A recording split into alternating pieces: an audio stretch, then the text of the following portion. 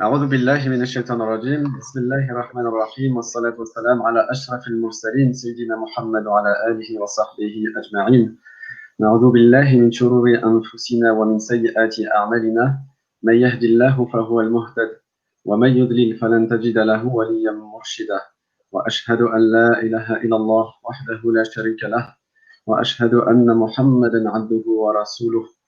Chers frères, chères sœurs, soyez les bienvenus à notre nouvelle émission de l'Union française des consommateurs musulmans, qui sera consacrée cette fois-ci à un sujet d'actualité qui revient assez régulièrement sur s'impliquer dans la cité, voter ou s'abstenir.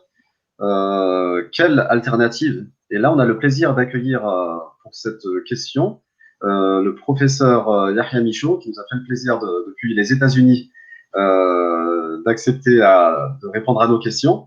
Donc, on va présenter le professeur émérite donc d'histoire et de pensée musulmane au Hartford Seminary aux États-Unis. Professeur, vous avez également traduit plusieurs œuvres d'Ibn Taymiyyah. Est-ce que vous pouvez nous en dire plus sur vos activités, vos travaux? Bon, j'ai été pendant. Bismillah ar-Rahman ar-Rahim, wa salatu wa salam ala ashraf al-mursalin, salam alaikum, wa as'ad Allah awqatakum. Merci bien de m'avoir invité à cet entretien. Je remercie Youssef Mameri de l'avoir organisé et toute l'équipe technique qui s'occupe de le diffuser. Donc, je vis aux États-Unis depuis un peu plus de 10 ans maintenant. Pendant une dizaine d'années, j'étais enseignant à ce séminaire de Hartford où nous formons les aumôniers musulmans des universités, des hôpitaux, de l'armée américaine. C'est en fait la seule école supérieure accréditée par le gouvernement fédéral à Washington pour la formation des aumôniers musulmans.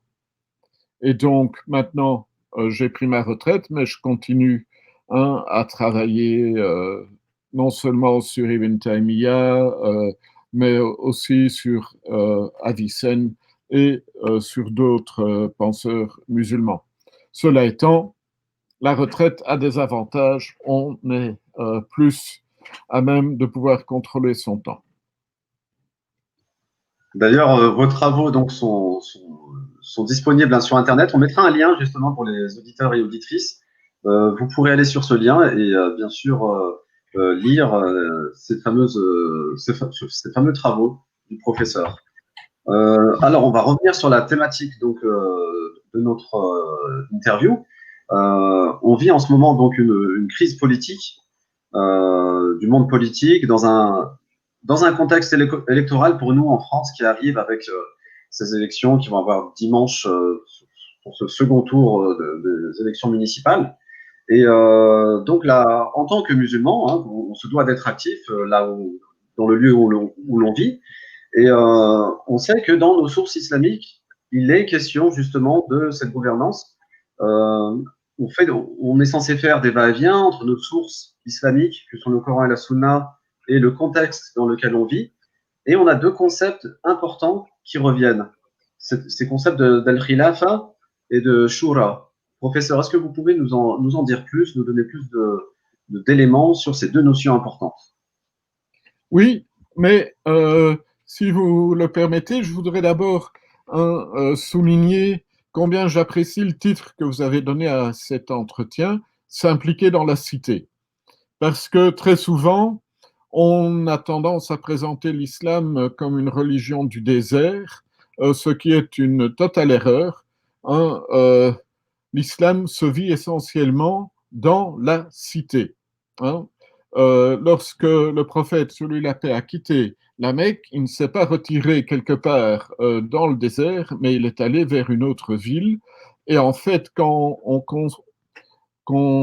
fait le compte du nombre de cités que les musulmans ont créées, l'islam est une des civilisations qui a créé le plus grand nombre de cités durant l'histoire humaine. Et donc, s'impliquer dans la cité, oui, effectivement, cela fait partie de la religion. Pour ce qui est du califat et de la Shura, donc el Khilafa, en tant qu'historien, j'ai quelques réserves sur comment dire, l'utilité du concept de califat aujourd'hui. Hein, en tant que musulmans, je crois que nous avons des soucis plus pressants que la restauration du califat, qui, pour la plupart des siècles de l'histoire musulmane, a été une fiction. Hein, quand on regarde l'histoire du califat de près, on constate que les califes n'ont déjà presque plus aucun pouvoir effectif à partir du IXe siècle. Hein, si vous regardez en l'an 1000 de l'ère commune, il y a 3 califes. Il y en a un à Bagdad, qui contrôle à peu près rien d'autre que son palais, et qui est sous la domination d'émirs, de militaires duodécimains, chiites, les bouyides. Il y a un calife fatimide au Caire, qui est un calife ismaélien, et il y a un calife à Cordoue, un andalou. Et donc, déjà, 3 califes. Et lorsque l'on regarde à partir du XIVe siècle, quelqu'un comme Ibn Taymiyyah considère que le califat n'est pas essentiel. Ce qu'il promeut plutôt, c'est une concertation des différents pouvoirs musulmans plutôt qu'une unification dans la fiction d'une autorité suprême. Il promeut une collaboration de tous à la gestion de la cité et plus largement à la gestion du domaine de l'islam. Ce qui nous amène, bien entendu, au thème de la Shura, de la consultation. Évidemment, cette consultation de tous est quelque chose qui est demandé par la religion, mais il ne s'agit pas seulement de consultation, il s'agit d'une implication personnelle de chacun à son niveau dans la gestion de la cité. Non seulement la gestion de sa famille, la gestion de son quartier, mais une implication dans la gestion de la communauté pour la maintenir ou la guider sur la voie droite. Donc, ce n'est pas uniquement une question de consultation par des autorités, c'est une implication de chacun. Et en fait, de nouveau, excusez-moi, je vais me référer à Ibn Taymiyyah de temps en temps durant cet entretien parce que c'est un des seuls à propos duquel j'ai quelques connaissances. Ibn Taymiyyah dit que ça ne sert à rien de se prétendre imam si personne n'accepte de prier derrière vous. Et il dit ailleurs que d'une certaine façon, un berger ne peut pas se présenter comme berger et prétendre être un berger si ses brebis ne le suivent pas. C'est-à-dire que l'autorité ne doit pas s'imposer d'en haut, elle doit s'accepter par le bas. Et cela implique donc que chacun participe effectivement à l'émergence de cette autorité, que ce soit par des élections, que ce soit par de la consultation. Il n'y a pas d'autorité de droit divin en islam. Il y a une autorité qui naît de la base, les musulmans. Ibn Taymiyyah, qui de temps en temps s'amuse avec la langue, plutôt que de parler d'émir, parle de agir. El-Amir, l'émir, le commandant, il l'appelle le salarié, el-Agir, celui qui a un agir, parce que il n'a d'autre autorité que celle que les musulmans veulent bien lui reconnaître.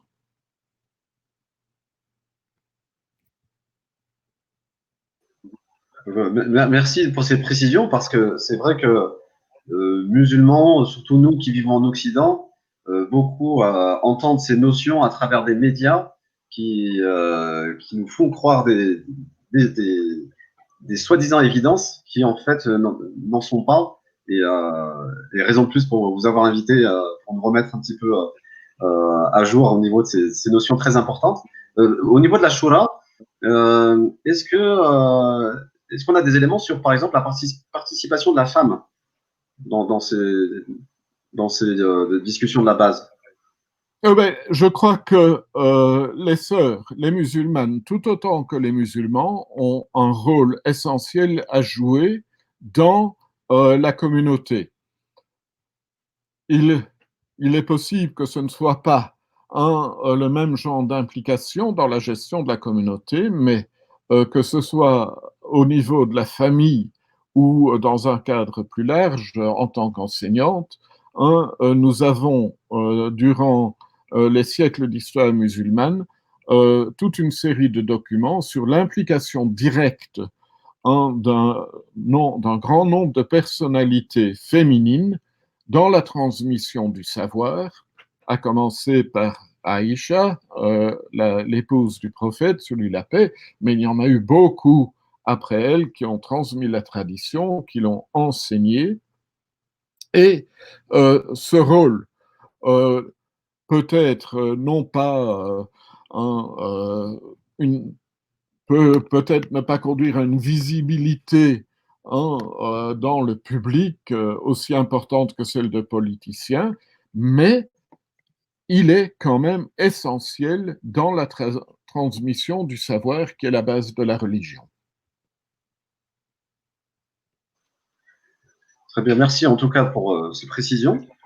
Alors maintenant, on va aborder un petit peu cette notion d'État, puisque à partir du, on va dire, 19e siècle, on a eu cette conception d'État-nation qui est apparue en Europe et qui maintenant s'est répandue un peu partout sur le globe terrestre. Euh, Est-ce qu'on peut dire que qu'est-ce qu'un État, est-ce que État musulman, ça a un sens? Au risque de choquer certains, je suis obligé de dire que ça n'a pas de sens. Je trouve très risible d'entendre souvent parler de l'État de Médine. En fait, si on veut parler de la religion convenablement, il faut parler en arabe. Or, le mot État, en arabe, on utilise dawla, mais dawla ne prend le sens d'État qu'à partir du 19e siècle. Avant cela, dawla peut signifier régime, peut signifier dynastie, implique une idée de renouvellement, de quelque chose qui se développe puis qui passe et disparaît. Et en fait, lorsque l'on compare l'histoire politique des sociétés musulmanes avec l'histoire des sociétés chrétiennes, on se rend compte que le concept d'État-nation est un produit typiquement chrétien, hein, qui ne correspond pas à ce qu'on a pu constater au cours de l'histoire musulmane. Et donc, parler d'État de Médine, c'est de la rétroprojection, c'est de l'anachronisme, cela ne correspond pas du tout à ce qu'était la situation à Médine avec la présence du prophète, sous lui la paix, ou après lui, sous les califes bien guidés. Et donc, quand j'entends parler aujourd'hui d'État islamique, j'ai beaucoup d'appréhension parce que c'est importer dans un contexte musulman un concept né de l'histoire particulière de l'Occident.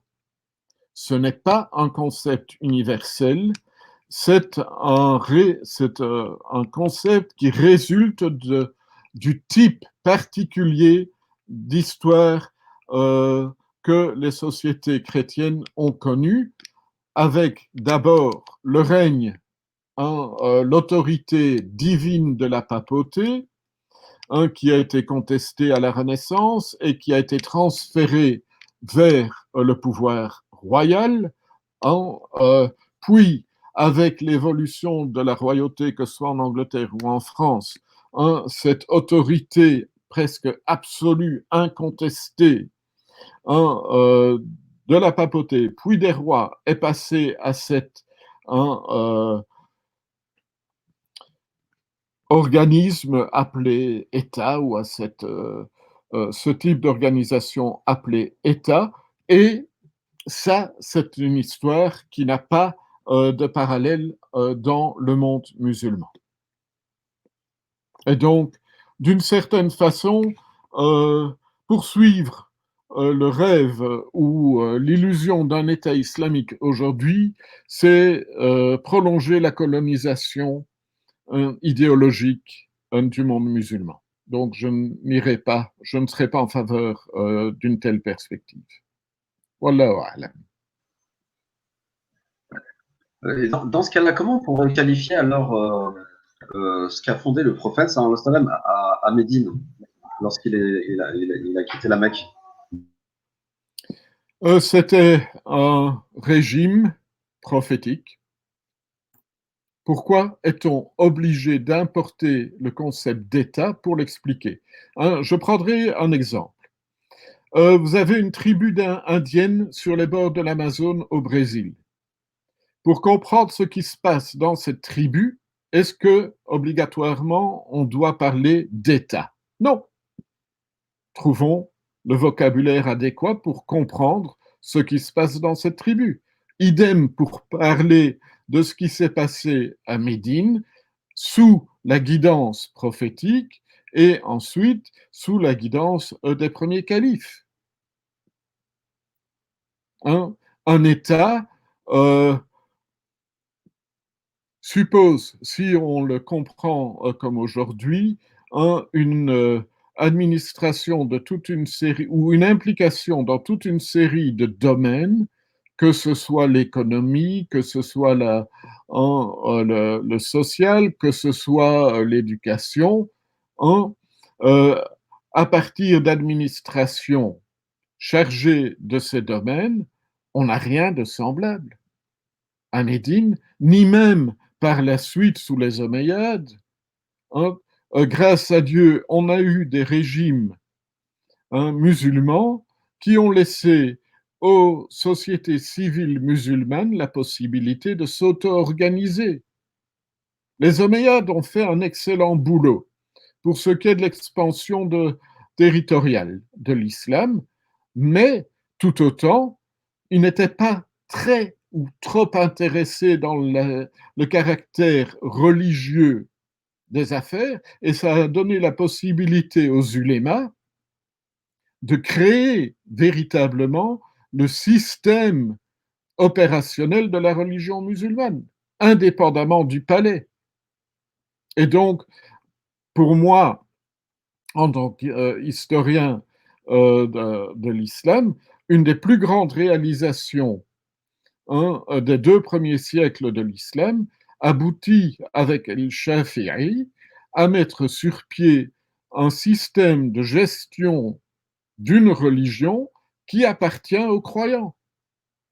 Les croyants peuvent être animés, peuvent être représentés par les ulémas, par les savants, mais en fin de compte, c'est eux qui sont les véritables gestionnaires de la religion. Et ça, mettre sur pied un système religieux indépendant d'une église, indépendant d'un palais, indépendant d'une famille particulière, c'est quelque chose d'extrêmement démocratique avant la lettre.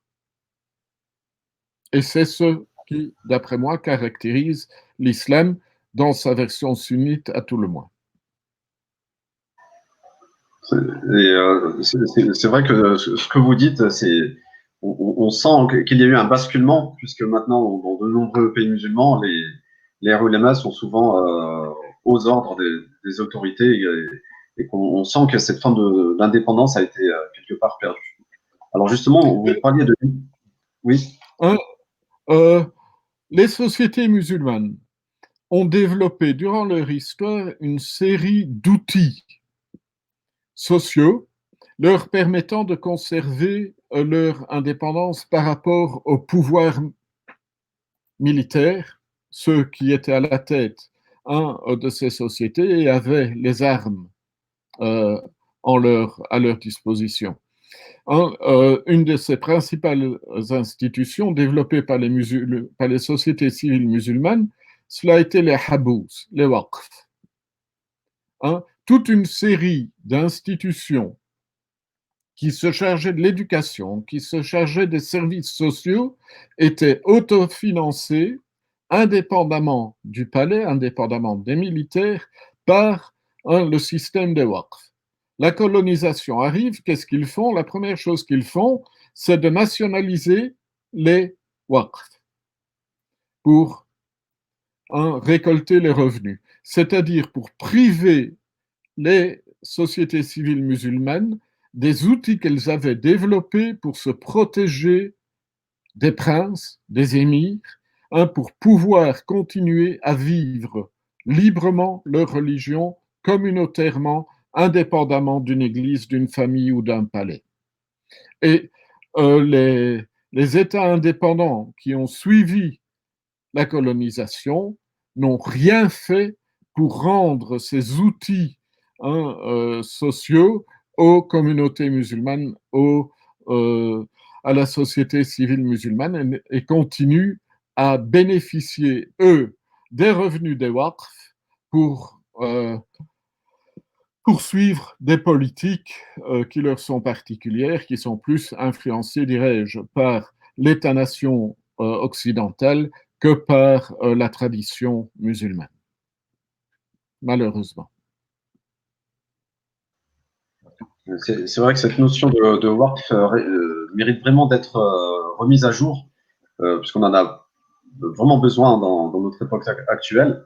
D'ailleurs, on avait fait une précédente émission sur la Palestine où un de nos intervenants parlait de ces Algériens qui vivaient en terre de Palestine et qui, justement, vivaient là-bas par le biais de ces awqaf qui avaient été donnés par ces Maghrébins de passage lorsqu'ils allaient faire le pèlerinage.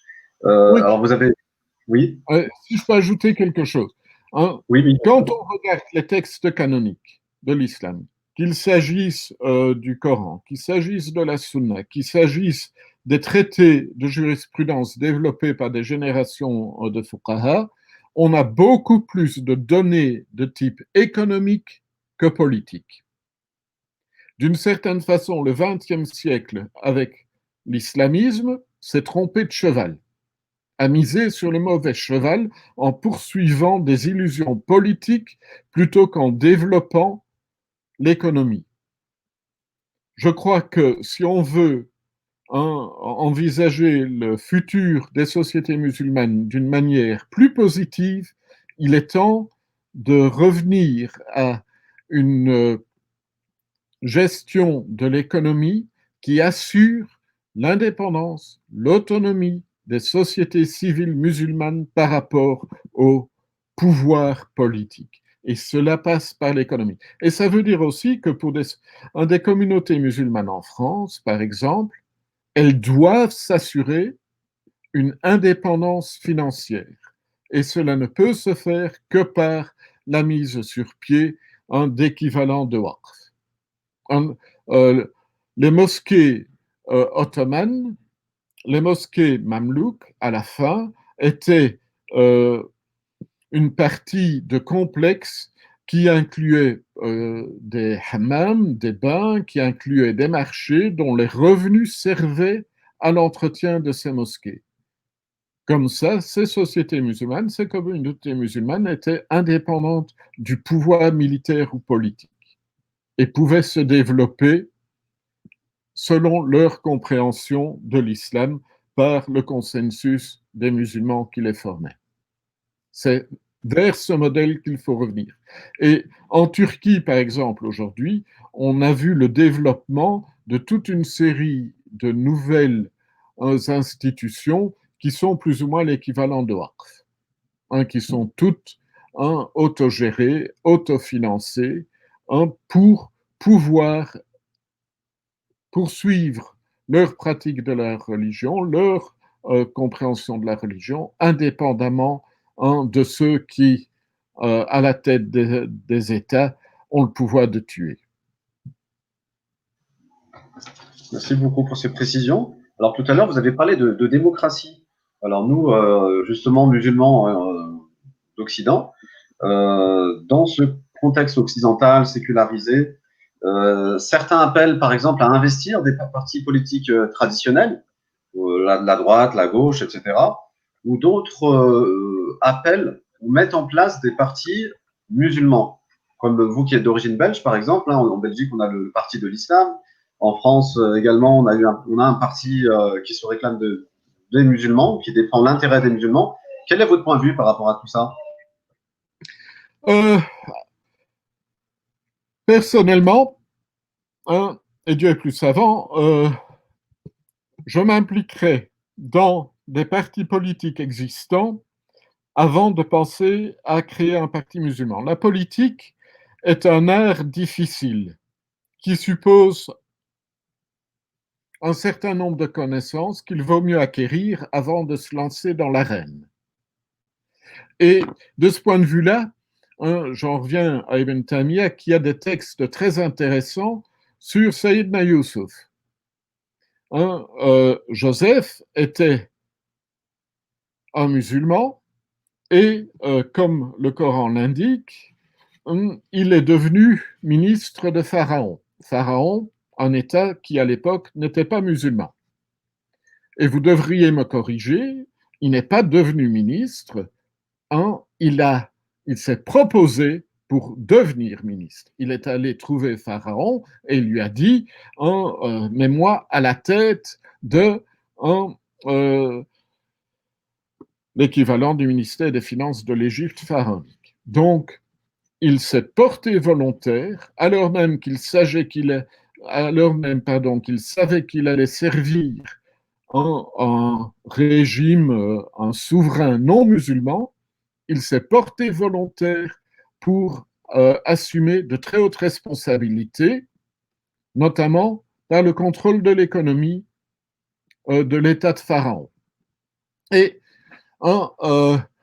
Ibn Taymiyyah, que ce soit dans son traité sur la Hizba ou dans le Minhaj Sunnah ou dans d'autres textes encore, a des explications qui valent la peine d'être entendues. Il dit par exemple dans le Minhaj Sunnah, la foi qui était dans le cœur de Joseph l'obligeait en effet à agir avec les Égyptiens avec sincérité, honnêteté, dévotion et en voulant le mieux pour eux.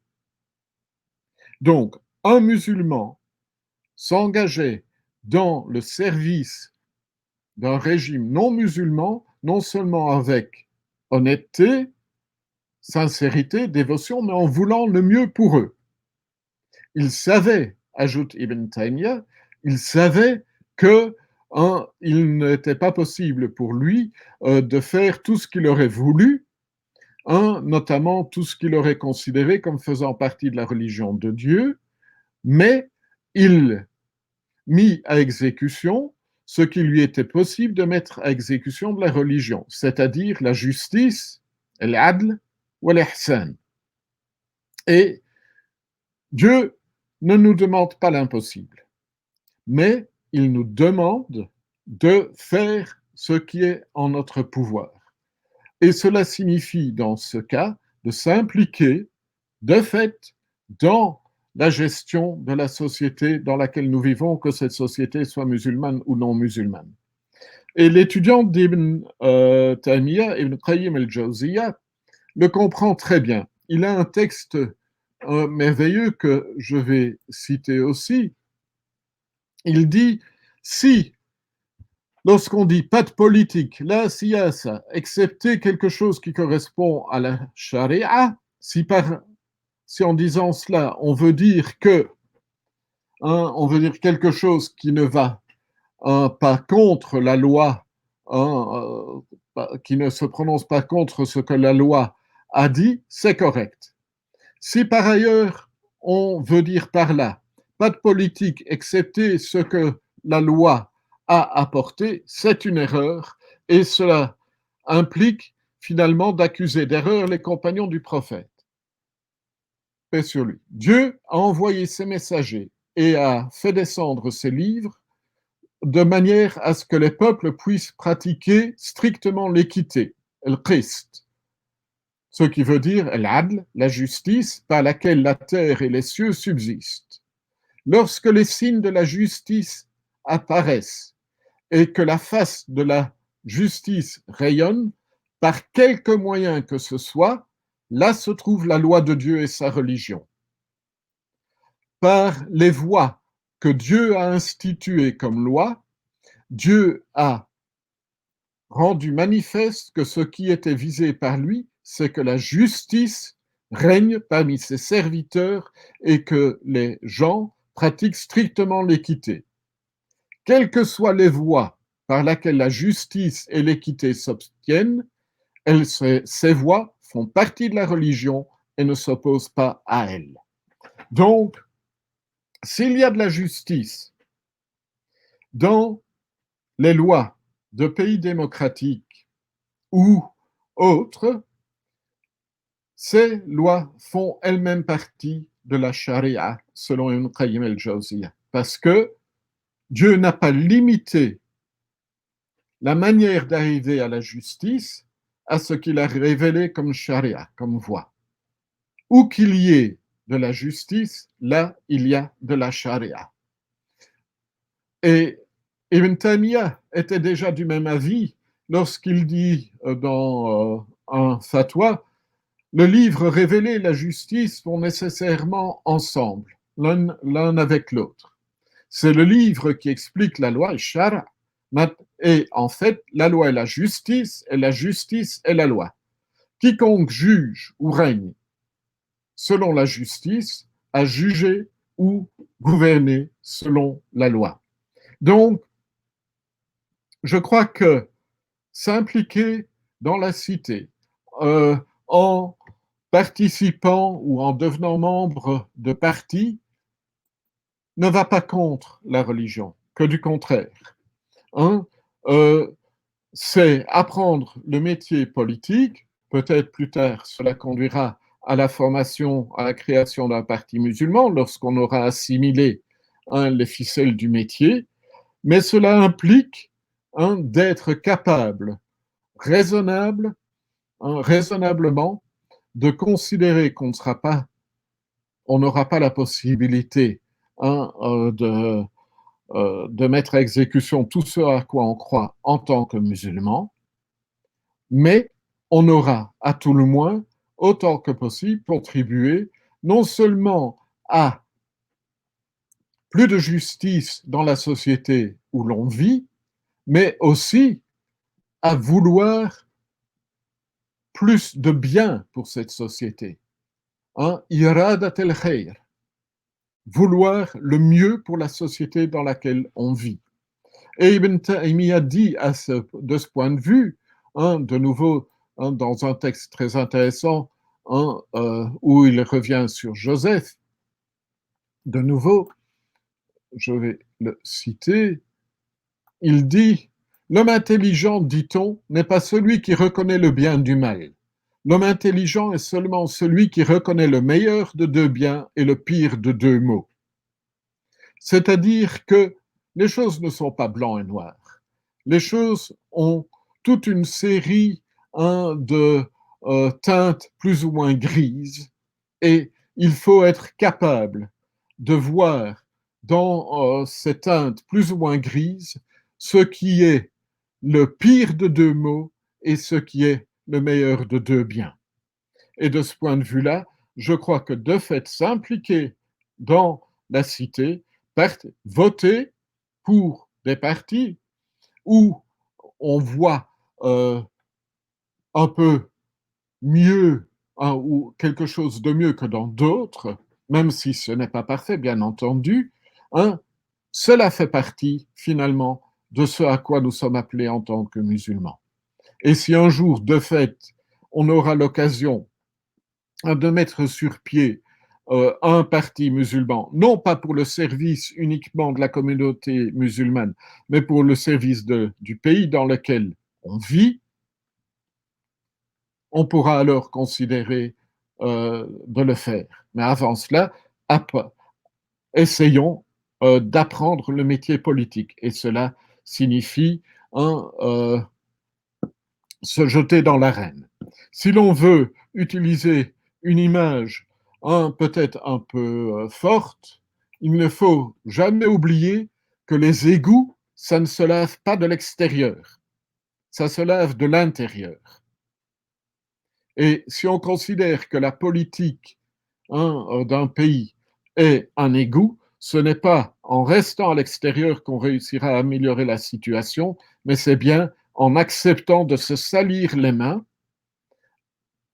en entrant dans l'arène pour, dans la mesure du possible, influencer les choses dans la direction que la religion nous indique. Alors, vous avez employé le mot se salir, parce que c'est vrai que l'image que l'on a du monde politique, c'est un monde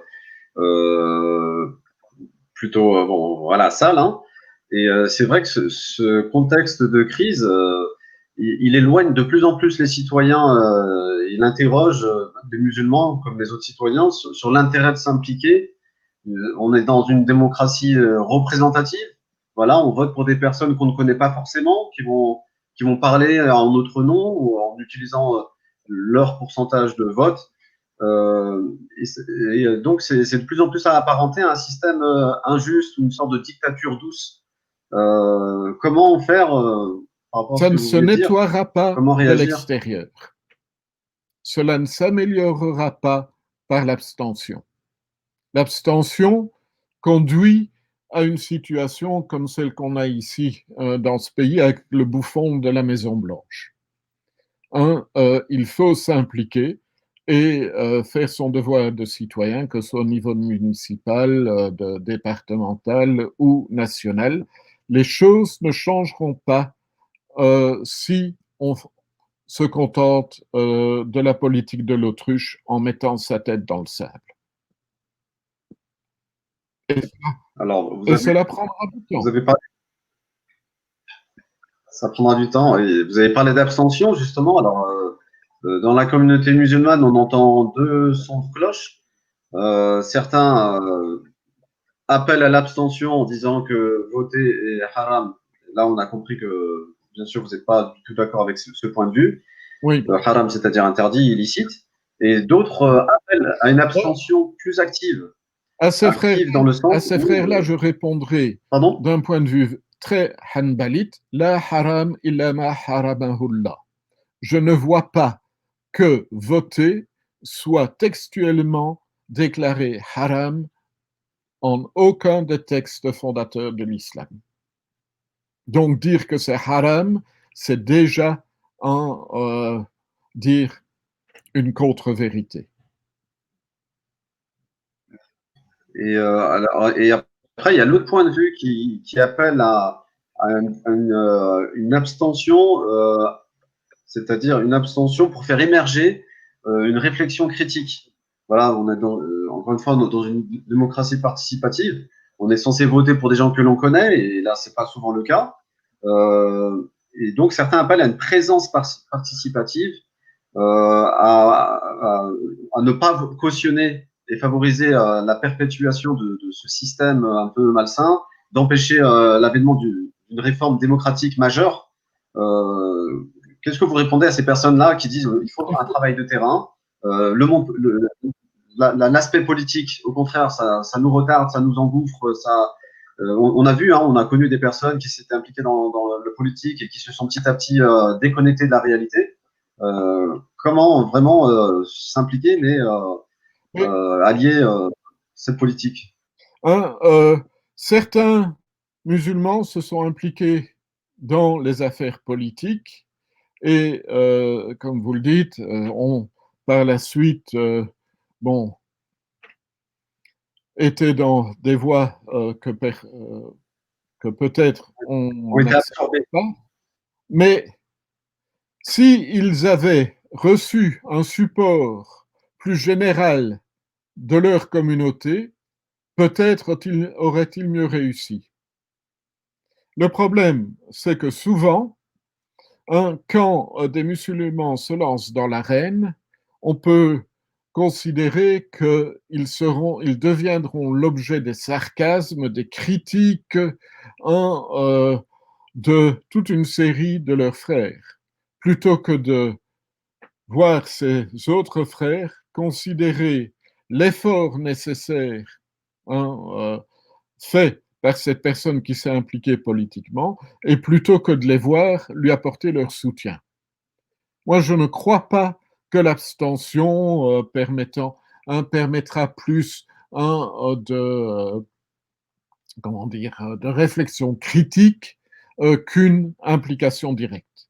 La réflexion sera d'autant plus critique qu'elle sera basée sur une connaissance qui ne peut venir que d'une participation, pas d'une abstention.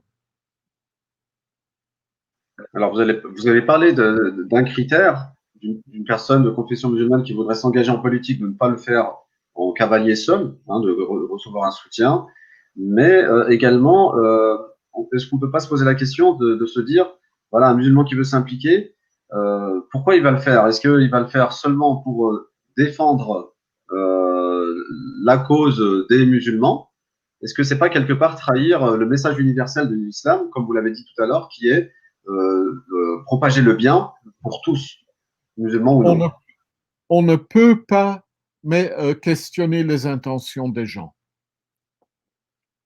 Qu'est-ce qui nous permet de penser que nous connaissons ce qui se passe dans le cœur d'autres personnes, alors même que nous avons des difficultés à savoir ce qui se passe effectivement dans notre propre cœur? Donc, a fortiori, aller questionner les intentions d'autres, je n'irai pas dans cette direction-là. Par contre, montrer de l'intérêt pour ces personnes, les aider par la shura, par la consultation, aller ensemble dans l'arène est beaucoup plus utile qu'y aller individuellement. Il faut toujours, je crois, wallahu alam, se souvenir de ce verset وَمَنْ أَحْسَنُ قَوْلًا مِمَّنْ دَعَا إِلَى اللَّهِ وَعَمِلَ صَالِحًا وَقَالَ, non pas وَقَالَ إِنِّي muslim, mais قَالَ إِنَّنِي مِنَ الْمُسْلِمِينَ.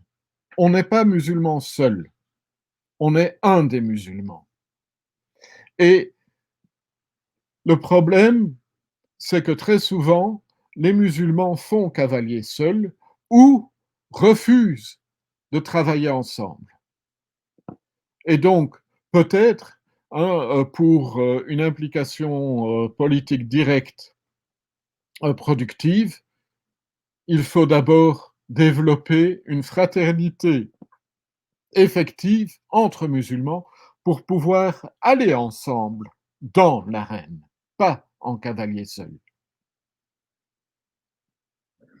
Et avec, bien sûr, un projet, avec une réflexion qui aboutit à un projet, à une alternative.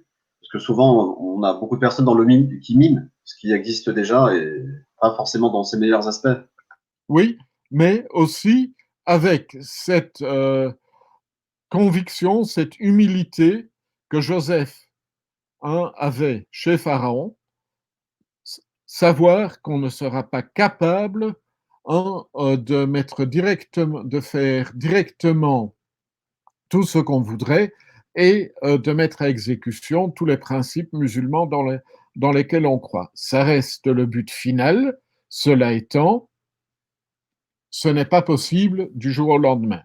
Et il y a, que l'on veuille ou non, suffisamment de passerelles possibles qui peuvent être lancées avec des non-musulmans.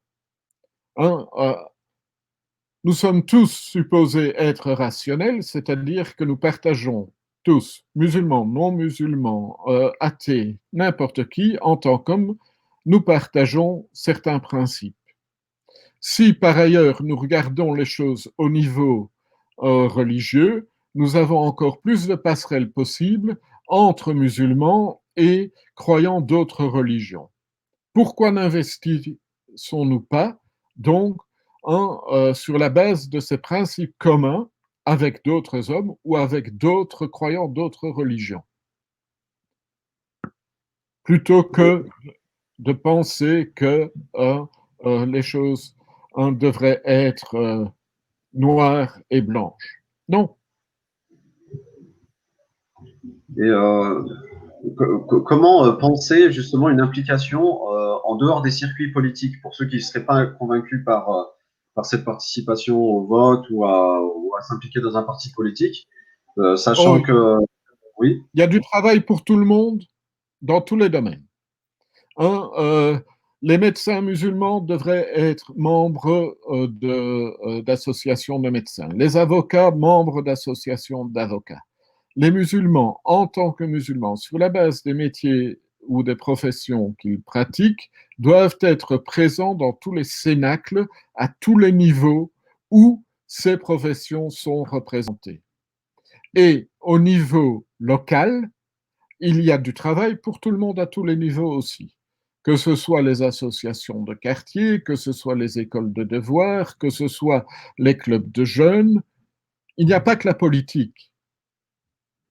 Et on ne va pas demander à tout le monde de se lancer dans la politique. Mais s'impliquer dans la cité, ça fait partie de la religion. Celui qui ne se soucie pas des musulmans n'est pas l'un d'entre eux. Et se soucier des affaires des musulmans peut se faire à toute une série de niveaux différents, pas seulement en politique. et pour en revenir au scrutin électoral, est-ce que vous faites une distinction entre les élections locales, dans lesquelles il est davantage possible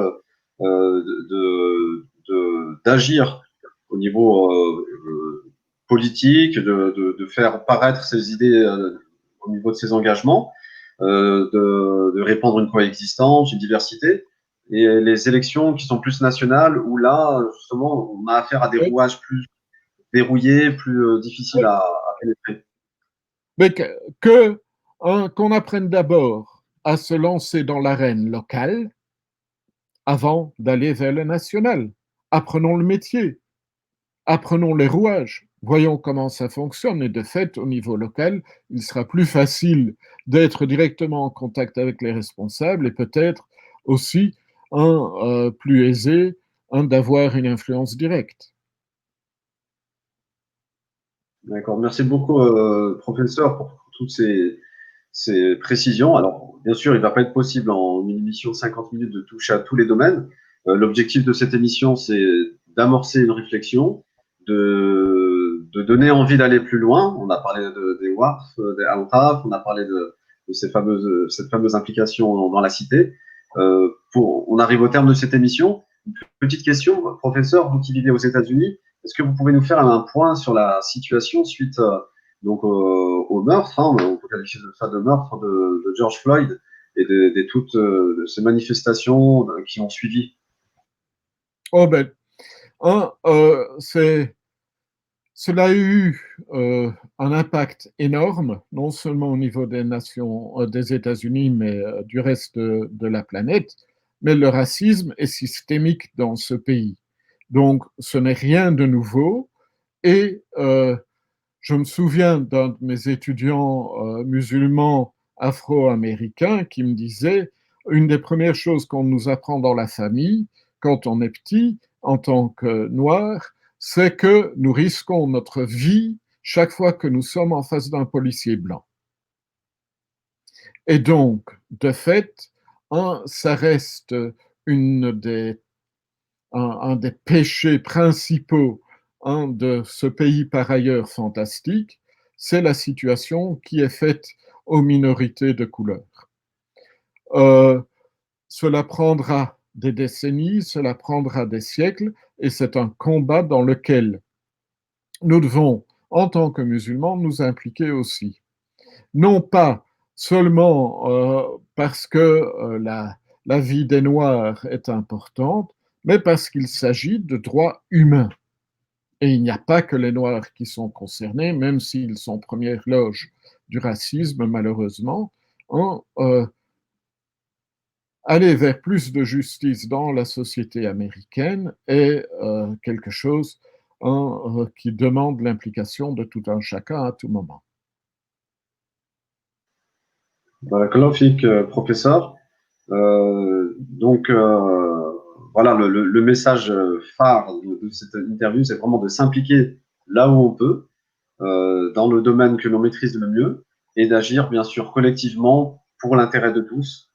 Il y a du travail pour tout le monde. Il y a du travail pour tout le monde. Peut-être un tout dernier mot avant de conclure. Et votez bien. Hein, Antum a'lamu bi shu'unikum. Vous savez mieux quelle est la situation à Marseille et en France que moi. Je ne vais pas vous dire de voter pour celui-ci ou pour celui-là. Hein, je recommande seulement, je prie Dieu que, Inch'Allah, cet entretien ait permis à certains de comprendre qu'il est important pour eux d'aller voter, que les choses ne s'amélioreront pas si on continue à faire la politique de l'autruche. Wassalamu alaikum wa rahmatullahi wa barakatuh. Merci pour cet entretien. Peut-être à une autre émission Quand vous voulez. Développer des points très intéressants. Je suis votre serviteur.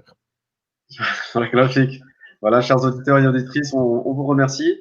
On vous mettra dans les commentaires, comme on vous l'a dit, le lien vers les traductions, les textes des travaux du professeur, ainsi qu'un livre qui est paru dans les éditions Al-Bora. Donc, si vous avez des questions dans les commentaires, vous pouvez les poser. On les transmettra au professeur qui y répondra lorsqu'il pourra. Et on vous dit, Inch'Allah, donc à très bientôt pour une autre émission. Oui. Qu'Allah vous préserve, professeur. Et Inch'Allah, à très bientôt. سبحانك اللهم وبحمدك نشهد أن لا إله إلا أنت نستغفرك ونتوب إليك سبحان ربك رب العزة عما يصفون وسلام على المرسلين والحمد لله رب العالمين. السلام عليكم ورحمة الله وبركاته. وعليكم السلام.